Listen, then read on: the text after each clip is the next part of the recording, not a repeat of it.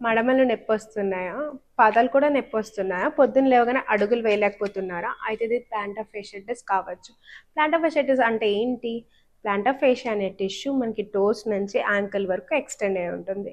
మనం చేసే excessive movements వల్ల, ఎక్కువగా నడవటం వల్ల, ఎక్కువగా ఓవర్ వెయిట్ ఉండడం వల్ల కూడా ఈ టిష్యూ డ్యామేజ్ అవ్వి మనకి పెయిన్ వస్తుంది.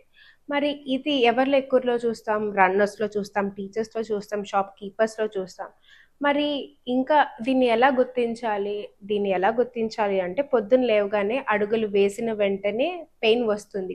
ఇంకొక 10 మినిట్స్ నడిచాక పెయిన్ అన్నది తగ్గుతుంటుంది.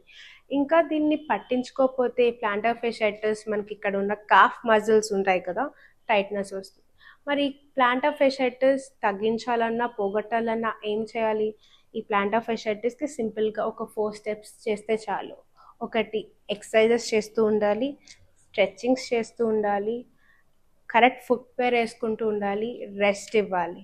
ఇవి చేస్తే మీ ప్లాంటర్ ఫేషియటిస్ పోతుంది.